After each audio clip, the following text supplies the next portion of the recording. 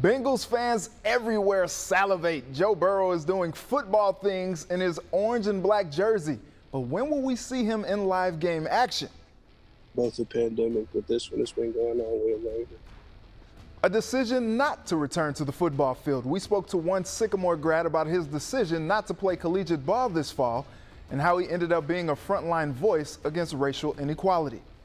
And pads are popping for the Bearcats. UC football is underway with fall practice. We check in with Coach Fickell. From WCPO 9 Sports, this is Sports of All Sorts.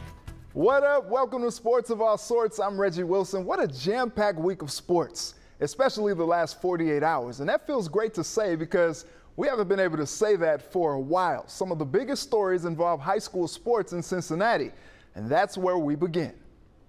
All these decisions being made are way above, our heads. Sometimes it's been less than 24 hours. We get something new, and it's like, all right, well, we gotta be ready. Early in the week, Cincinnati Public Schools announced they will start the year virtually, and they're also not allowing sports competition until at least late September, which makes things interesting considering the OHSAA announcement this weekend. More on that a little later in the show. And the voice of Cincinnati Cyclones is leaving town, but for a good reason. Everett Fitzhugh was named the voice of Seattle's new NHL expansion team called the Kraken. He would be the first black play-by-play guy in a full-time role in NHL history. You don't have a lot of black kids playing hockey, and I was made fun of for being a hockey fan growing up. And to see this all pay off in the end has been phenomenal. Congrats to him. What a turbulent week for the Reds. They started on a 3-game winning streak, but that went downhill in a hurry, losing 3 straight games, including a 13-0 loss in Cleveland. We'll show you how things fared for them in a bit. And the boys are back in town. FC Cincinnati will return to Nippert Stadium this month with 6 games over 3 weeks, starting August 21st against DC United.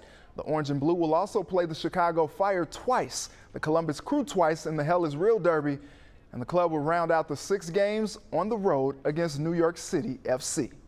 It's grounded in the core values of what our conference has been about for as long as I've been a part of it and around it, which is prioritizing the student athlete's well-being.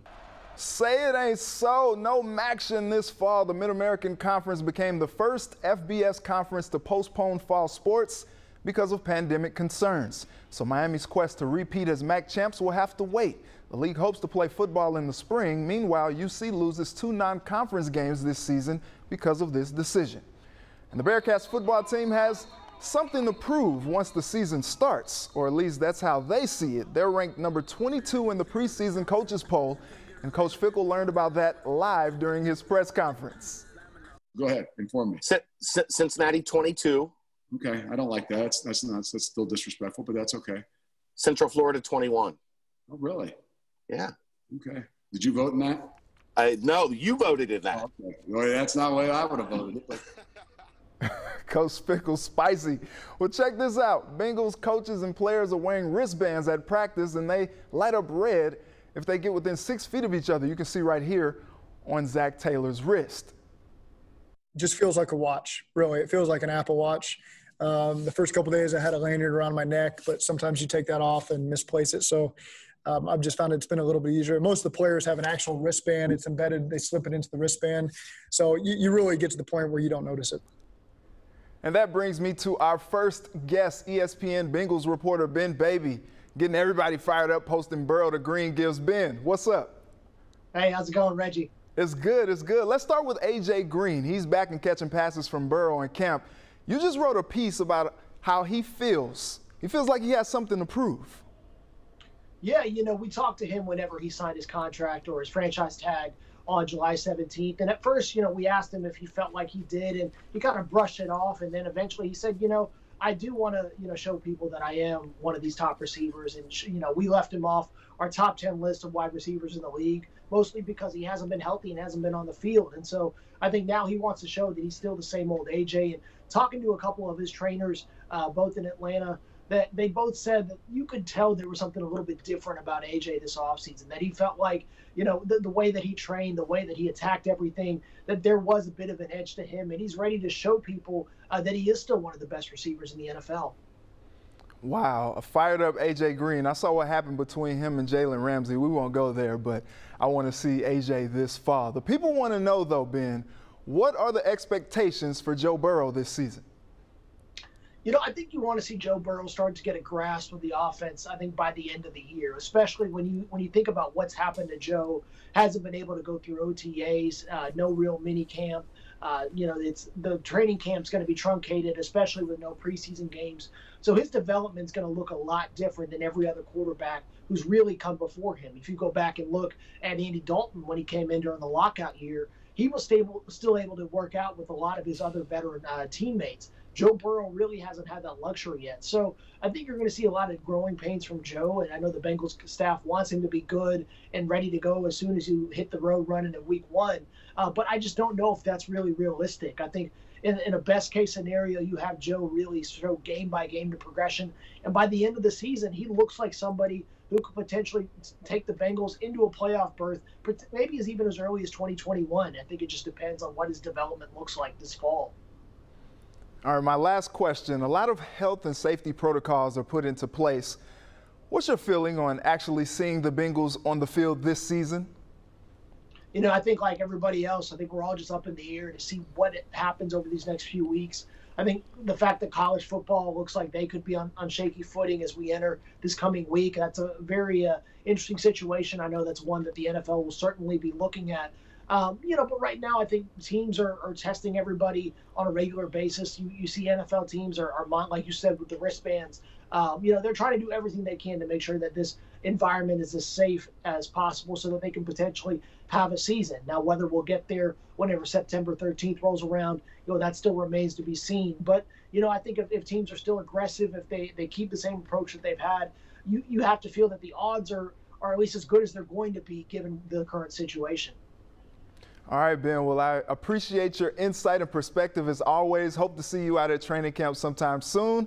Until then, I'll catch you next time. Thanks for having me, Reggie. Appreciate you. Absolutely. All right, we are a little more than a month away from the Bengals opener against the Chargers, but I want to hear from you. Will the NFL get everything figured out and start the season on time? Tweet me at Reggie Wilson TV and make sure to use the hashtag SOAS. Reds trying to go for the sweep in Milwaukee, and it started well. Jesse Winker blasts off. Longest home run hit by a Reds player this season. He's tearing it up. That solo shot gives the Reds a 2-1 lead. That held until the 6th when Sonny Gray gives up an RBI base hit. Didn't have his best stuff today. Then Michael Lorenzen comes in, popped open the can of biscuits. Brewers are up for 6 runs in the 6th. Gray came in with a .96 ERA, on the hook for 4 earned today. Lorenzen, how you feeling? Not good. This thing goes off the rails fast. Reds get another run in the 9th, but it's not enough. Gray takes his first loss of the season. Mola grad Brent Suter and the Brewers get the 9-3 win. Reds now 7-9 this season. Finally get a day off Monday before hosting the Royals on Tuesday. And the OHSAA announced some news this weekend that made a lot of teams in the tri-state happy. Coming up, we break down the details with our guy, Mike Dyer.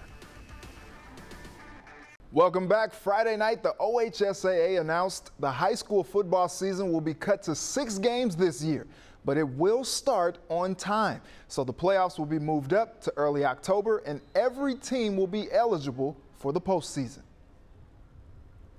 For my seniors, and my heart's been going out for them because they thought for sure they were going to lose the season. Not be able to play and, not get the college looks and all that kind of stuff. And so I'm really, really happy for my seniors.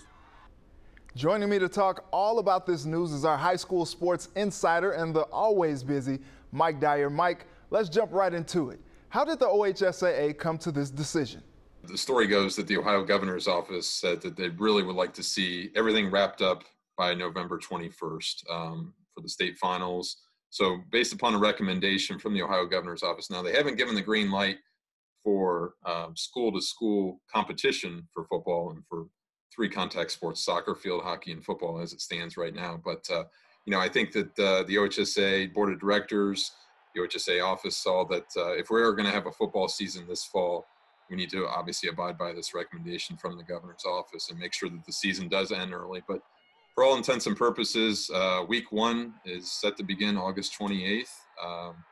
6-game regular season, how that looks. Obviously, everybody's still digesting the news right now, but for the first time since 1972, every Ohio high school football team will make the postseason. So that is something very, very significant. With so much uncertainty leading up to this decision, how excited are these programs to be able to compete this fall? I had one athletic director tell me, Reggie, that this is a win-win situation. The OHSA said that in its release, that you know, even if those schools who have shortened seasons, suspended seasons, postponed starts, even those schools that are just going full steam ahead with everything, this is a situation where it can really accommodate all those different factors. A school like Walnut Hills may only play one game, but still the Eagles would be in the playoffs due to the factors of the pause there for CPS. So I think it kind of addresses a lot of different scenarios.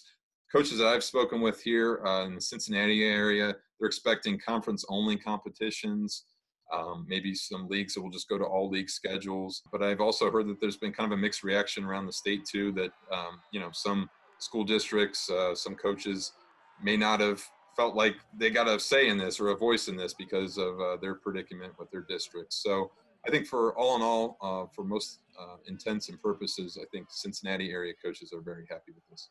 Going back to the playoff conversation, it's must-see TV with you and Steve Shuck at the end of the season predicting who's going to get in.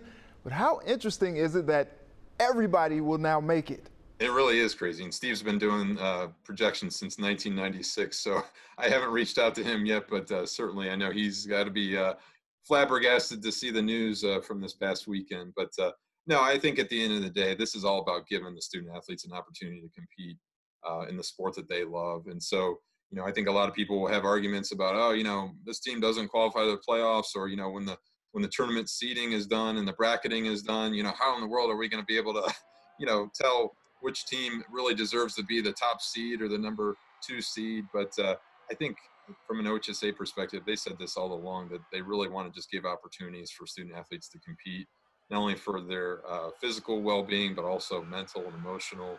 And I think you're seeing that with all the efforts that Ohio has gone through to try to have a high school football season this fall. Let's switch gears to the MAC. How tough was it for them to make the decision to postpone fall sports, and how does this affect Miami? I think it's very, very tough. And David Saylor even mentioned that, the Miami University AD. He said that, you know, his heart just breaks for a lot of these student athletes or these coaches. He was trying to reach out to them. He's had conversations with families of these student athletes, and but he said at the end of the day, it kind of goes along with what the Mid-American Conference has stood for. And they want to look out for prioritizing everything, the health and well-being of the student athlete. But yeah, certainly, I mean, we're in unprecedented times, and not to have football in Oxford, and you know, we have so many Cincinnati area high school products that play there, and I mean, namely Ivan Pace Jr. had such an outstanding freshman season a year ago, and they had that MAC championship for Chuck Martin's team, and the run to the bowl game and everything like that. So I can't imagine, you know, Chuck Martin's such an optimistic coach for the Red Hawks and gives off that positive vibe to every time you talk to him or encounter him. So certainly got to be a tough break for everybody there in Oxford. And Mike, they're really going to try to give this thing a go in the spring. Saylor mentioned that the fans probably will have better opportunities than if there was ever an opportunity this fall. He says, you know, it really would make sense just for us to have a better sense of spectators and fans and all those opportunities next spring. So I think that'll play out and time will tell. You know, we'll see if other conferences follow suit, obviously, too, because we all know, Reggie, that money plays a huge factor in college athletics, especially in football. Mike, as always, I appreciate your insight and perspective. Thanks, Reggie. Really appreciate it. This is an ever-changing situation, as we all know, so I appreciate you taking the time and devoting a lot of resources to all these topics these days. So many athletes are making tough decisions during this pandemic, like sitting out the season. Coming up, a big-time running back is taking a year off from football and focusing on matters that hit closer to his heart. Welcome back. The college football season is getting closer and closer, but Sycamore's Rayvon Bonner has decided to sit the season out. Keenan Singleton has the story.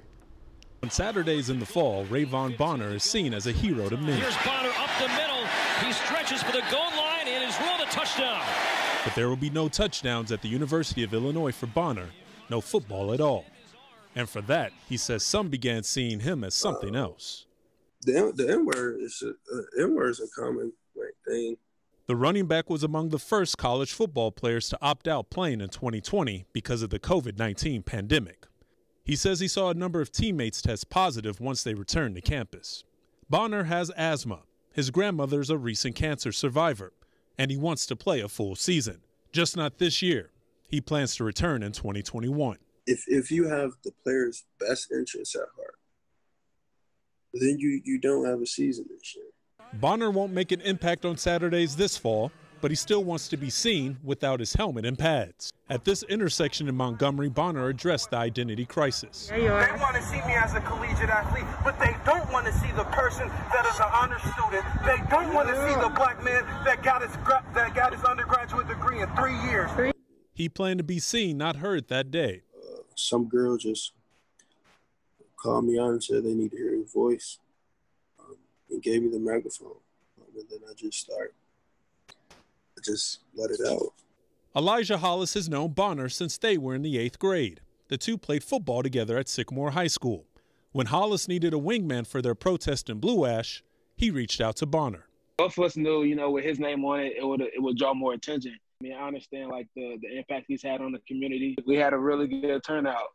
So yeah, I'm proud of how things went down. About 150 people participated in that march. Bonner wants to be a hero in the fight against racial inequality. That's a lot more exhausting than this corona stuff. It is, because they're both a pandemic, but this one has been going on way longer. Keenan Singleton, WCPO 9 Sports.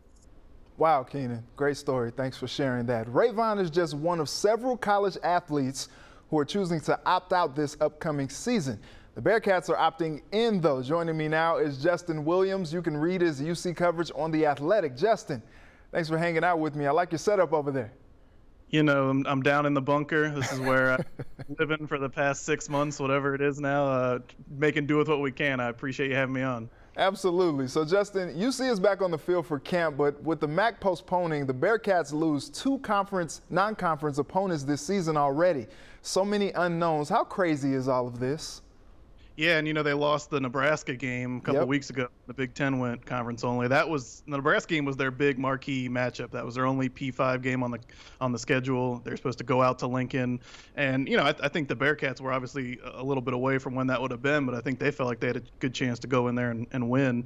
And then certainly they have 4 total non-conference games now with the MAC.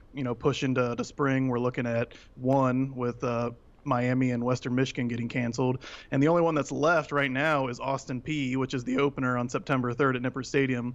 They're an FCS school. There's a good chance that all of FCS gets pushed to spring because most of it has to this point anyways. So there's a very real possibility that within a day or two, Cincinnati could be looking at 0 non-conference games. Wow. And on top of all that, it's Sunday night when we're talking. There's already things happening now that suggest that maybe the Power 5 are going to push to spring or postpone or something like that. So it's hard to say where we'll be in a couple of days, whether it's no non-conference games or no games at all for Cincinnati. But it's changing really fast. And we talked to Luke Fickell on Zoom earlier this week, and this is exactly what he didn't want to happen. He wants to play. He wants to have at least 1 game before they get to conference play. That's starting to look like that might not be the case, and it might be even more drastic than that. So, Justin, real quick, a report surfaced this weekend about AAC players demanding hazard pay, but you reported none of the Bearcats are involved. What's the latest on that? Yeah, Ross Dellinger and Pat Forty from Sports Illustrated put out that report, I think, late Friday night, around midnight. And as far as I understand, based on that report, this document originated at UCF, got circulated to a few AAC schools, but I talked to some sources on Saturday, and they said as far as they knew, none of the Cincinnati players had been aware. No one that I was able to get in contact with seemed to be aware of it from a Cincinnati perspective. All right, Justin, well, I got to go, but I got to ask real quick, gut feeling, UC plays football this season, yes or no? So I got to be careful here because Luke Fickell has said he is against, if people want to be negative about it and even talk about pushing to spring, he's not having that. But it certainly seems like things are moving in that direction. I have no idea what a spring season will look like when we get there, or kind of all the machinations we'll have to do to make it happen. But sitting here Sunday night, I'm sorry, Luke, if you're watching. I'm sure he's not. I'm sure he's, got his nose in a playbook right now, but it just seems like things are moving against a fall season right now, and I hate that. That's certainly not what I want. But it feels like when they canceled all those conference tournaments for basketball, it's starting to feel like the dominoes are stacking up against it. So I hope I'm wrong. I hope something changes here in the next couple of days, and we're at least able to try for a fall season. Maybe things just get postponed for a few weeks. But if you're asking me to kind of guess right now, spring season, going for it in spring seems a little bit more likely than fall. I would love to be wrong, Reggie. All right, me too, Justin. Well, thanks so much for taking the time. We'll do it again sometime. Thanks, Reggie. Appreciate you. All right, we'll be right back to wrap up the show. Well, it's been real, it's been fun, it's been real fun, but we gotta go. I'd like to thank my guests Ben Baby, Mike Dyer, and Justin Williams for joining me tonight. And to my village who helped me put this all together, thank you. I also want to thank you for rocking with me tonight. Let's do it again next Sunday. Until then, have a good night and a very blessed week.